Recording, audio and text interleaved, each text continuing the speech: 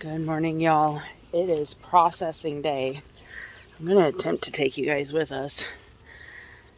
So here's your warning. If this post, you don't want to see real life on the farm and processing, now's your chance to just turn away. All right, let's go. This is inside our little coop. We added some more turkeys. That is a lavender that just hopped up.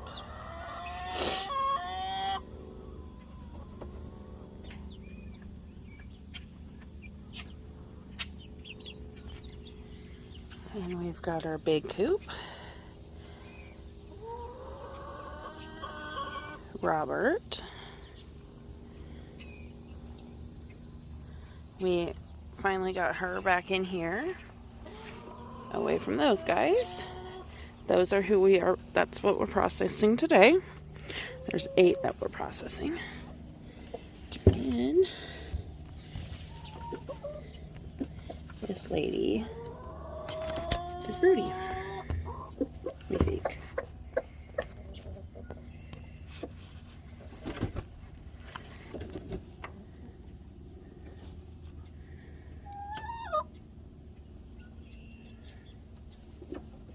Trying not to disturb her. She may be broody. Every time I check in here, she seems to be in here, but she doesn't act broody when we touch her. So she may just be laying an egg, which is fine. I don't want to disturb her too much. I do want to show you what else we have going on in this coop. Oh, anytime I come up here, she comes and sees me. Oh. Hi! That is a lavender. What is that, huh?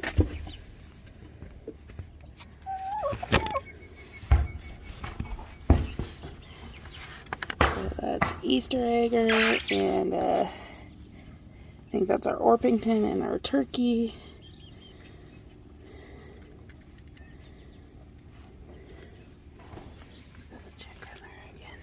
She's laying us an egg. Yep, she just left us one. Good girl, thank you.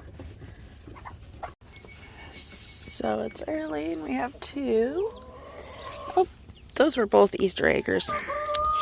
I thought that was one of our Orpington crosses. No, ma'am, you don't get to come out. We put these guys in this coop because they need food. And you don't feed your meat birds 48 hours before processing.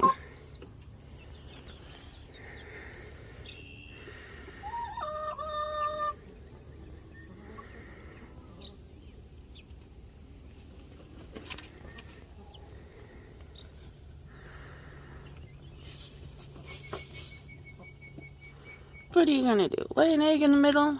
You do, don't you? Yes, Robert, I hear you. I'm not touching your ladies. I'll get those later today. Check on these guys. Hi, babies.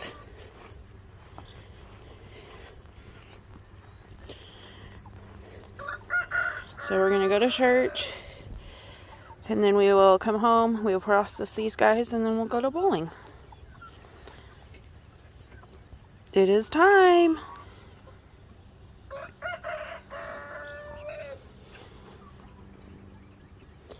Can I help you, sir? I am not over there anymore.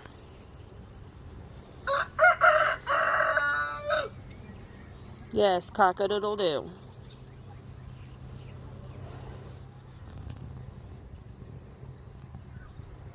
Back to these guys. You are rude, sir. I am chatting. But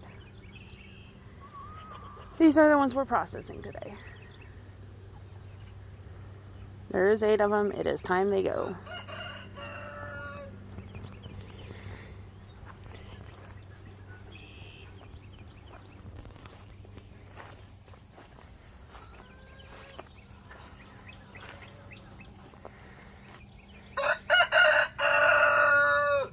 Yes, we know. You're majestic.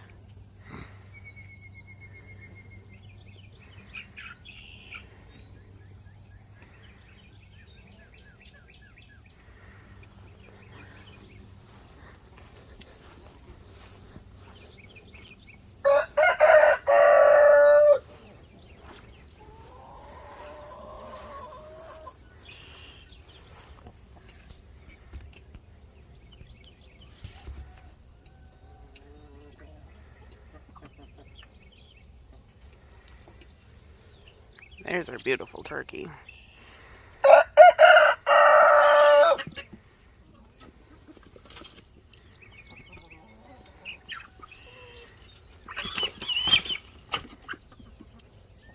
Sir, she's not even the right breed for you. Stop it.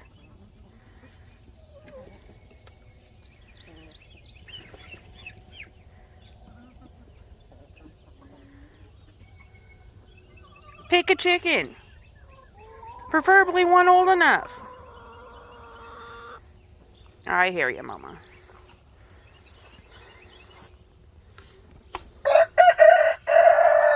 I get these old cobs and throw them into the compost. You gonna lay me an egg, Mama? Yeah. Alright, I'm gonna leave him alone. He's being rambunctious.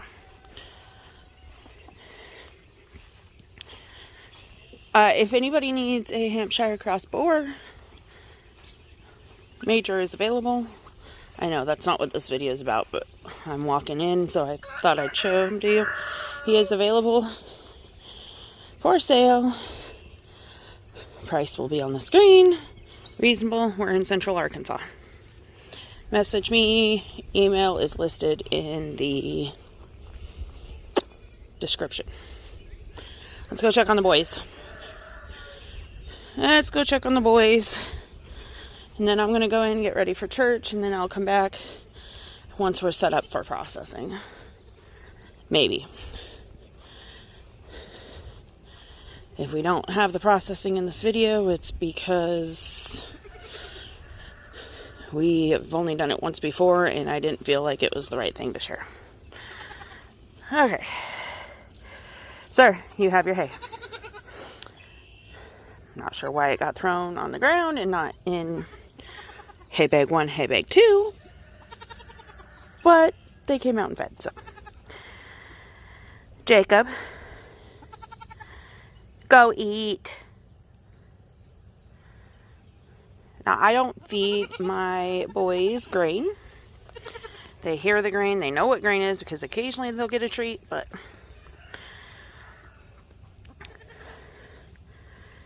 our 3 newbies, Esau, Samson, and Jacob. Then we have this guy who proceeds to try to attack me. Not aggressively. He just feels like he should headbutt me anytime I'm around. Abraham. They're doing good. Samson is growing like crazy.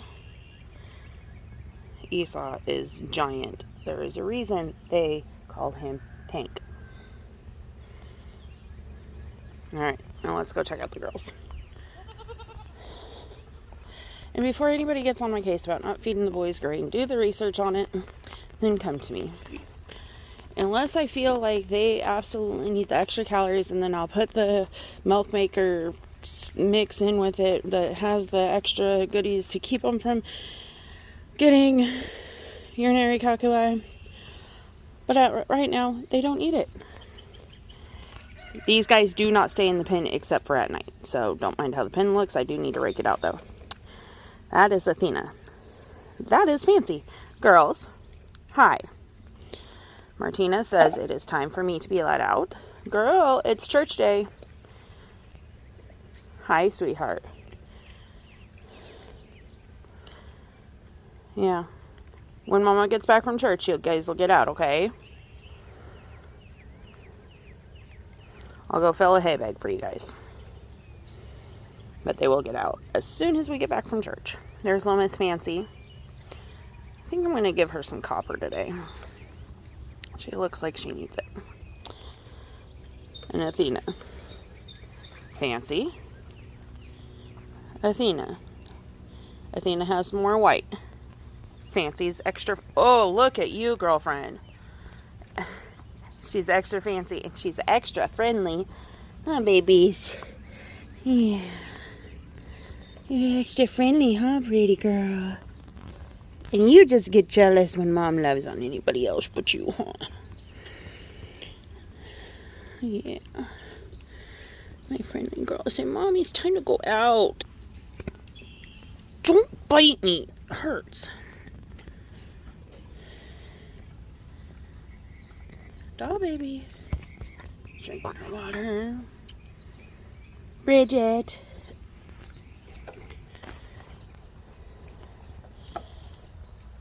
Pretty girl. And Pepper eating her breakfast. Alright, I'll be back with processing time. Alright, we're back. Daniel's bringing me a couple meat birds. You're probably going to hear some music or a voiceover here in a second. And I'll explain what we're doing. It'll be too hard for me to chit-chat and do it at the same time. Okay, so you see Daniel bring over a chicken. I am going ahead and slicing the neck to help bleed him out. He's going to go grab the second one, put it in the cone, and I will do the same thing. The next thing you'll see is not actually the next step, but it is what I have on film next. So in the next, you'll see me cutting the backside open so I can get the innards out, and then you'll see me cutting the top part, loosening up all the innards so I don't, when I pull that out, break open anything like the food tract or gallbladder or anything that might contaminate the inside. It's gross if you do that. It's a lot better, in my opinion, to be meticulous and not have to deal with that. Some people just go in and rip it out. I am not one of those people. So do it how you see fit. Sometimes most people can loosen it with their fingers. I am not one of those people. I prefer just to go in from the other side and loosen it up. I noticed this time we got a lot more meat on the bird, me doing it this way.